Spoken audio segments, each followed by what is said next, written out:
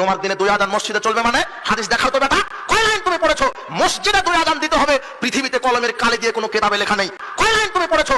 আর আমি মাদ্রাসাতে পড়াশোনা করিনি। অনেকে বলে যে আমি তার মাদ্রাসায় পড়াশোনা করেছি, আসলে মাদ্রাসাতে পড়াশোনা করি।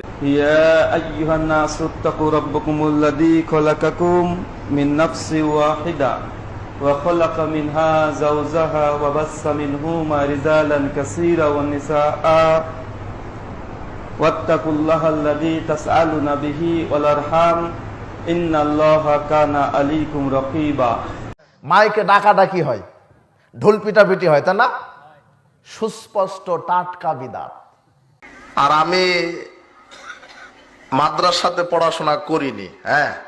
অনেকে বলে যে আমি তার মাদ্রাসায় পড়াশোনা করেছি, আসলে মাদ্রাসাতে পড়াশোনা করি। কিয়ামতের আলামত সমূহের মধ্যে একটি আলামত হলো মানুষেরা মূর্খ লোকদেরকে নেতা হিসেবে গ্রহণ করবে।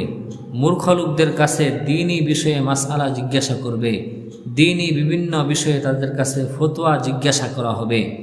আর মূর্খ লোকেরাও তারা না জেনে না শুনে কোরআন হাদিস না পড়ে তারা উল্টাপাল্টা ফতোয়া দেওয়া শুরু করে দিবে। আর বর্তমান সময়ে এসে আমরা তাই দেখতেছি, যেই ব্যক্তি সূরা ফাতিহা শুদ্ধ করে পড়তে পারে না, হাদিসের আরবি এক লাইন ইবারত শুদ্ধ করে পড়তে পারে না, সেই ব্যক্তি দ্বীনি বিষয়ে ফতোয়া দেওয়া শুরু করে দিয়েছে। রাসূলুল্লাহ সাল্লাল্লাহু আলাইহি ওয়াসাল্লাম এই ব্যাপারে বলেন, ইন্নাল্লাহা লা ইয়াকবিদুল ইলমা ইনতিজাআন ইয়ানতাজিউহু মিনাল ইবাদ ওয়ালাকিন ইয়াকবিদুল ইলমা বিকবজিল উলামাই হাত্তা ইযা লাম ইবকি আলিমান ইত্তাখাযান নাসু রুউসান জুহালান ফাসুইলু ফাফতু বিগাইরি ইলমিন ফাদাল্লু ওয়া আদাল্লু। রাসূলুল্লাহ সাল্লাল্লাহু আলাইহি ওয়াসাল্লাম বলেন, নিশ্চয় আল্লাহ রাব্বুল আলামিন তার বান্দার অন্তর থেকে ইলম বের করে ইলম উঠিয়ে নেবেন না, বরং দুনিয়া থেকে আলেমদেরকে উঠিয়ে নেওয়ার মাধ্যমে ইলমকে উঠিয়ে নেবেন। রাসূলুল্লাহ সাল্লাল্লাহু আলাইহি ওয়াসাল্লাম বলেন, এমন অবস্থায় যখন দুনিয়ার মধ্যে কোনো আলেম বাকি থাকবে না, ইত্তাখাযান নাসু রুউসান জুহালান, মানুষেরা মূর্খ লোকদেরকে নেতা হিসেবে গ্রহণ করবে। ফাসুইলু, তাদের কাছে দ্বীনি বিষয়ে মাসআলা জিজ্ঞাসা করা হবে।